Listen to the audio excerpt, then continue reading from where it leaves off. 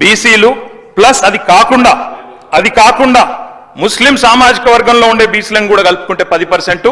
మొత్తం ఆనాడు సమగ్ర కుటుంబ సర్వే ప్రకారం రాష్ట్రంలో బీసీల సంఖ్య 61%. ఈ రోజు రాష్ట్ర వ్యాప్తంగా మేము మాట్లాడడం కాదు అధ్యక్ష, ఇక్కడ మా శ్రీనివాస్ యాదవ్ గారు కరెక్ట్ గా చెప్పినారు. మీ కాంగ్రెస్ పార్టీ ఎమ్మెల్సీ చెప్తున్నాడు బయట, దీన్ని తగలబెట్టండి, ఇంకా ఆయన గలీజ్గా మాట్లాడింది నా మాట అన్న, తగలబెట్టండి అన్నాడు. దీన్ని తగలబెట్టండి, ఈ నివేదికను తప్పుల తడక అని కాంగ్రెస్ పార్టీ ఎమ్మెల్సీ చెప్తున్నాడు, మేం కాదు. రాష్ట్ర వ్యాప్తంగా బలహీన వర్గాల సంఘాలు చెప్తున్నాయి. ఏమని చెప్తున్నాయి అధ్యక్ష?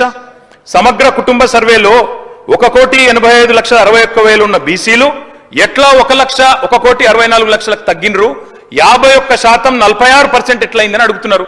శంకరన్న కూడా అదే అడిగింది కదా అధ్యక్ష, తప్పేం అడిగిండు?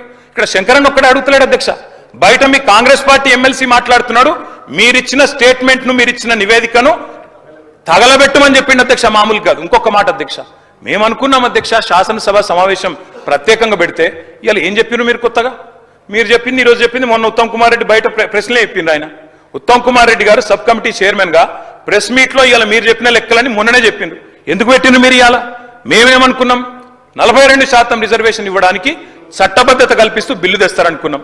లేదా మీరు చెప్పినట్టు 56% బీసీలుంటే ఆ 56% బీసీలకు బీసీ సప్లాన్ చేస్తారేమో అనుకున్నాం.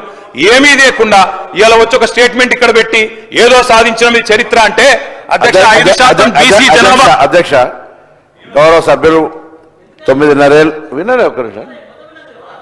అరే వినగాదన్నా, వినగా చెప్పినా బ్రో.